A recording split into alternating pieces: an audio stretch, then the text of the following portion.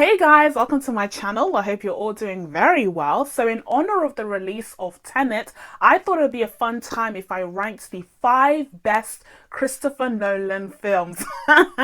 Yes, I have been doing my research. I've been watching every single Christopher Nolan film for the past week, and I am ready to give you guys my thoughts on some of the best films that he has ever made. Now, to be fair, it's a pretty short filmography, thankfully enough, because it didn't take me too long to watch all of his films, but it's definitely an impressive one. And he is such a highly regarded director within the industry that I had to take a look back at his catalogue and gather my thoughts so I can bring this video to you guys. Now, like I just said, this is a director who is so well respected within the industry and so highly regarded by so many people around the world. And he is one of the few directors working today that can garner excitement and anticipation for his films just from the basis of his name alone. But having said all of this, and before we get into the list itself in the video, I have to preface this video by sharing some of my thoughts on Christopher Nolan as a director overall. And I have to say, I'm not the biggest fan of Christopher Nolan.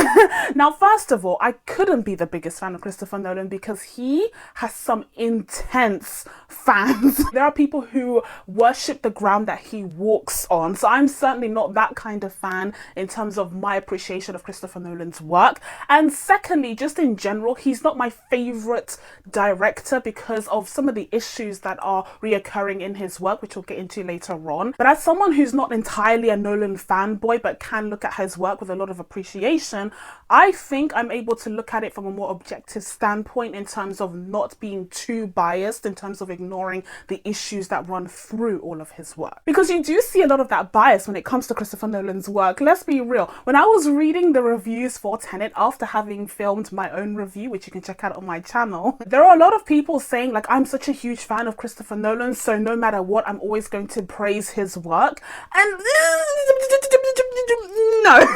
let's nip that in the bud right away, okay? Having said that though, this is a video that's going to be talking about some of the best of the very best of his works. So it is going to be a positive video. We are going to be talking about the aspects of the films that I very much enjoy. But before we get into that, please be sure to subscribe to my channel so you can catch new uploads, and make sure you turn on your notifications so that you can be told when I upload, because YouTube is annoying. So without further ado, now let's get into the video. So right off the bat, we're starting off on the wrong foot because at number 5 I have Interstellar / Tenet / Memento. Now, this three-way tie is kind of symptomatic of a lot of the issues that I have with Christopher Nolan's work, whilst at the same time displaying some of the best aspects of his work. And that's why it's so difficult for me to differentiate which place I would give each of these films. Now, when it comes to Memento, this is an incredibly well-regarded film, but I personally don't love it. I think conceptually it is striking. I think the idea of having this character who can't remember his past and is looking for answers surrounding his wife and what may have happened, and I think the fact that he can't trust anyone who surrounds him whilst also simultaneously being an unreliable narrator himself, makes for a very interesting character dynamic in the film. But my main issue when it comes to Memento is, aside from that ingenious conceit of having someone who is an amnesiac and can't remember what's going on and is trying to find out answers, it's a kind of a boring story. It's kind of a boring film in my opinion. It doesn't have incredible visuals. It doesn't have anything that's particularly outstanding outside from that central conceit. So when you get over the whole memory thing and the whole time-lapse thing, there's not really much left there. There's some great performances, to be fair. I think Guy Pearce is amazing in the role. But for me personally, it's not a film that I would return to with a lot of eagerness, because I just find that the moments leading up to the big reveal are pretty dull, and it's kind of like a standard early 2000s film if you take away that twist. Now, we also have Tenet in this three-way tie. Now, the jury's still out on this film because I've only seen it once. I'm convinced that with repeat viewings, this film would be more enjoyable because the concept concept itself would kind of be more clarified, and perhaps I'd get a bit more of an understanding of it, because I found it so confusing the first time around. But yet again, this is another excellent example of what Christopher Nolan does best, which is bring these high concept ideas to the big screen. But whilst I didn't enjoy how convoluted the plot got, I will say that the visuals were stunning. The visuals were incredible. I mean, this is post Batman Begins Christopher Nolan, so he is shelling out the coins for his films. They are no longer just £6,000 films. I'm looking at you following, okay? £6,000, absolutely not. That's just the coffee. That's just the tea on these film sets. Now we're getting into the 200 million plus budgets, and it clearly shows when it comes to this film, because it is absolutely incredible. And I will say that that's kind of the one up that Tenet has over Memento. Which brings me to my actual number 5, which is Interstellar, which is this brilliant combination of the two, where you have the spectacular, the incredible visuals. Wow. But then you also have this fascinating aspect where the world has literally turned to dust. We're in this post-apocalyptic world, and they are trying to find a way to leave. They are trying to find a way to colonize another planet. And what really ties this story together is Matthew McConaughey's Cooper and his relationship with his daughter Merv. And I think that's what gives this film a bit of an edge in terms of the writing in comparison to Tenet and Memento, because it has an attempt by Christopher Nolan to create characters that have emotional ties. This is very rare for a Nolan film to have a character who has strong emotional ties to anything but his work, because this guy is very robotic in his filmmaking. I said so in my Tenet review, and I stand by it again today. Christopher Nolan as a director kind of reminds me of like a surgeon who is a specialist in his field. He is so knowledgeable and technically brilliant, and he can carry out the job. Like, every single surgery is done with sheer perfection and precision. But he has terrible bedside manner. He cannot communicate with other people, especially patients or loved ones of patients. But he reminds me of Doctor Strange. Wow, he reminds me of Stephen Strange. So then here comes along Interstellar, that's riding the wave of the space movies that we had in the mid-2010s, and it is spectacularly carried out. I mean, of course, the science just goes way above my head, but the visuals look absolutely amazing. You see a true effort here to bring about this timeless feeling entry into the sci-fi space genre, and I think it's absolutely brilliant. But still, at the same time, this story is grounded on Earth by this emotional bond between Cooper and his daughter, and you see that stretch far beyond how many light years Cooper travels in order to help find a planet that other human beings can exist on. At number 4, we have Dunkirk. Now, you're going to get a little bit of sassy Gene for this one, because I hear people talking smack about Dunkirk, and I have a lot to say about that. Now, first of all, I unfortunately didn't get a chance to see this film in the cinema, because I believe I was on holiday that year during the summer, so that was the last thing that I was thinking about. But I am aware of all of the praises that have been sung about the sound design and the sound editing of this film. I'm very aware of all of that, and I know I would never be able to replicate the same theatrical experience at home, even if I did watch it on my TV and not on my phone or laptop.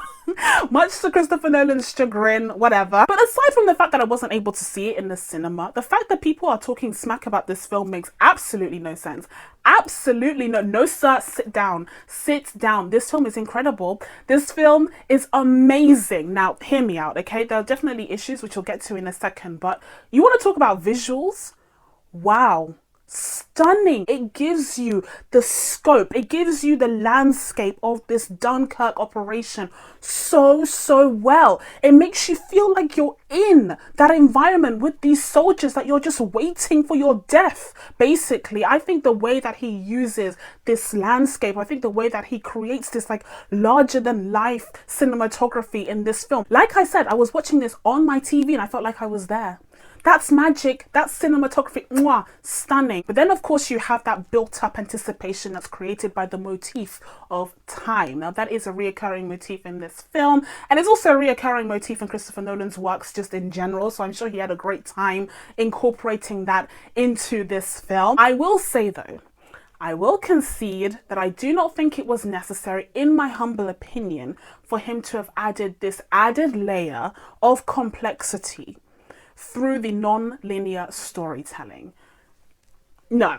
We didn't need it. It just felt so gimmicky, and that is so rare. And I think that was the biggest sticking point that a lot of people had, was the non-linear storytelling just did not fit in this narrative. And I completely agree. I found it to be superfluous, completely unnecessary to the story. You do not need a gimmick in order to tell a powerful story, a powerful war story, especially not this one. I understand why he did. It's because he's Nolan, and that's what's expected of him. He's expected to elevate whatever material he's given in some kind of conceptually complex way. And another criticism of this film would unfortunately again be the lack of emotionality, and it's because he chose the route of focusing on so many different aspects of this mission at once, as opposed to following the story of one particular soldier. So we're actually splitting this mission between the air, the land, and the sea, which is again really clever and really interesting, except they also take part at different points in time, and you're also following different characters that don't have enough time on screen to be fully developed. So instead of taking the approach of following one particular character in a very deep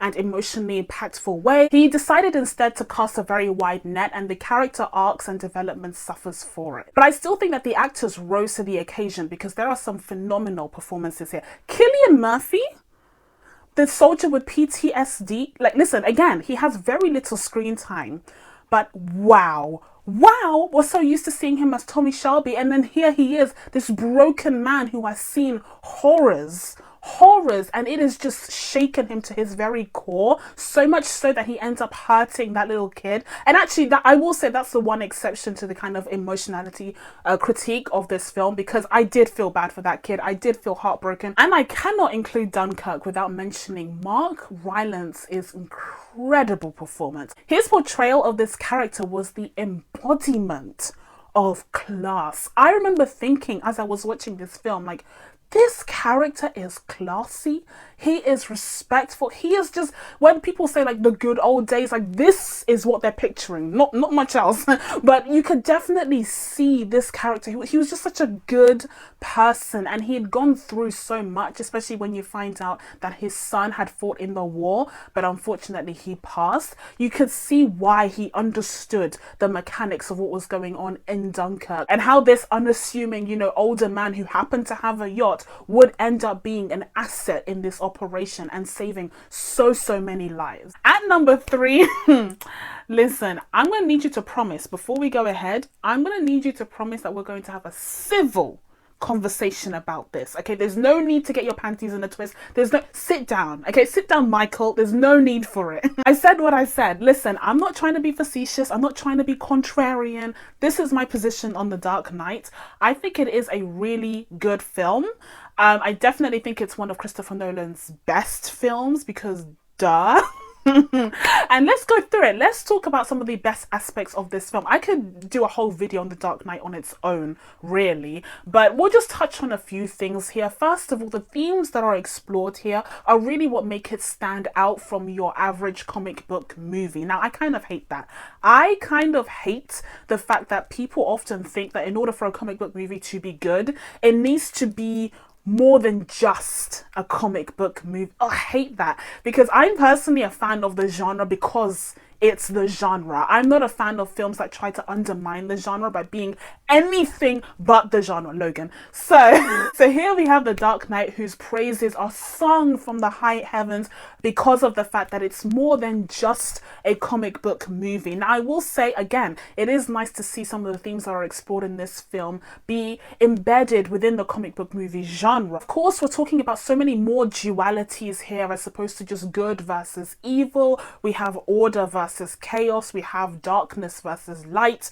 So many different aspects of this story that kind of delve into more philosophical commentary that makes it much more of a layered and complex storyline, which again, this is Christopher Nolan's bread and butter. Now, when it comes to the themes that I very much enjoyed about this film, I will say that the exploration of Harvey Dent was very clever and very interesting. The idea that you have this guy who acts as the pinnacle of justice. He presents himself as this opportunity to lead Gotham down this brighter and more aspirational path. He is the hero that Gotham wants, the hero that Gotham thinks it deserves, whereas Batman ends up being the hero that Gotham actually deserves. But I like the way that this film explores the corruption of Harvey Dent. He descends into madness, or more aptly, he becomes the thing that he hated. He becomes the thing that he wanted to fight against. And I like that character arc in this story. There is no denying that The Dark Knight had a huge impact on the film industry, from expanding the category of best film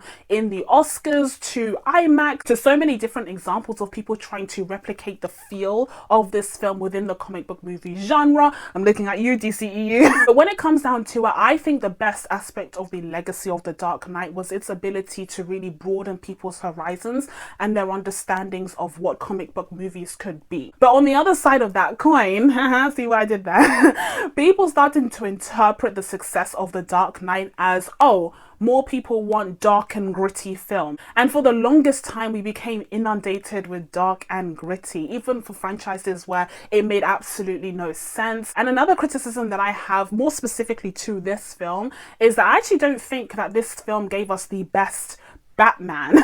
Now, we'll talk about what this film did give us, but in terms of Christian Bale's performance, I don't think it was the best here. I actually preferred him in Batman Begins, where I think you could really explore his character, because when you follow the arc of Christian Bale's Batman, it definitely kind of reaches a plateau.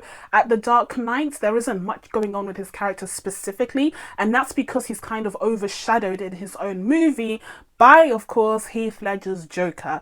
I personally feel like Heath Ledger's Joker is what really elevates this film. I truly think without this incredible performance, it wouldn't be as highly considered as it is today. But having said that, his performance was incredible. His performance was amazing. And there's a reason why so many people have looked to him and his iteration of the character as the epitome of the best version of the Joker. And it's because he just stole the show. And finally, I would also say that what this film doesn't do very well is action sequences. They are very muddled. It's very difficult to differentiate what's going on. But I think even to this day, hand-to-hand combat sequences aren't Christopher Nolan's specialty. I saw a little bit of that muddledness in Tenet as well, where you have the hand-to-hand fighting. And to reiterate, set pieces from afar look absolutely incredible. Of course, you have that scene with the Joker walking away from the hospital blowing up. That was a very memorable and very striking shot. But then you also have these close-ups of these hand-to-hand combat sequences with Batman that look very, very muddled. At number 2, we have a film that is grossly underrated, unacceptably so, and that is The Prestige. What are you lot doing sleeping on The Prestige?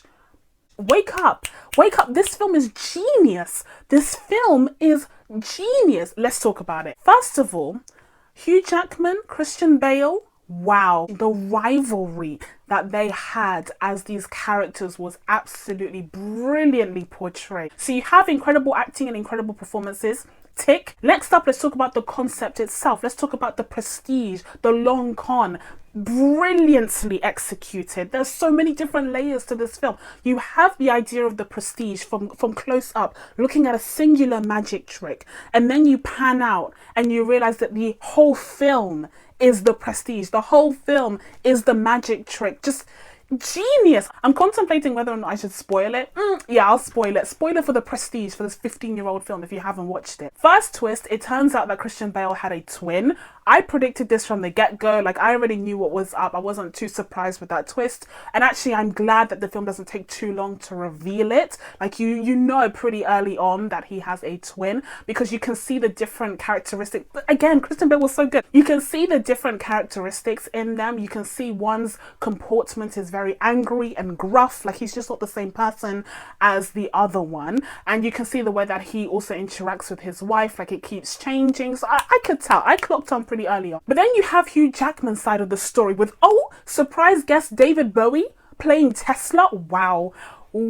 And then in the end, when it's revealed that Hugh Jackman went to the lengths that he did to be number one, he was so eager to beat his rival, so much so that he was willing to essentially kill himself time and time again. When I tell you that scene haunts me to this day, that scene haunted me. I was watching it with my brother and we both just looked at each other like, Wow, The Prestige is so underrated. I'm laughing because I don't want to cry. I will say, if I was to point out one issue with this film, and there's always an issue with these Christopher Nolan films, it would be the portrayal of the female characters.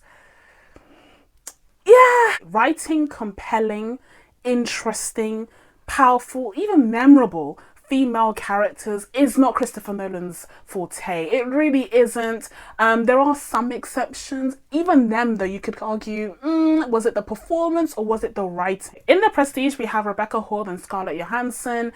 They're not really given much to do other than be, you know, the worried, nagging wife and the sultry, seductive mistress. Like, there isn't really much there in terms of the development of these characters or their significance in the story. They're just there to propel the story forward. So again, Christopher Nolan's forte really isn't in female characters. As much as he tries to include them in, it's not really what he does. Another thing that he certainly does not do is inclusivity. Listen, I already talked about this in my Tenet review, but Christopher Nolan's not the man to go to if you want inclusivity in his work. And to this day, his most racially inclusive film is Tenet, because you have different characters of color in that film. You also have a black lead in that film, which is unheard of. But still, to this day, as a black woman, I am yet to see a single character who looks like me in a Christopher Nolan film that has more than one line. There was one character in The Dark Knight. She was a reporter and she said one line.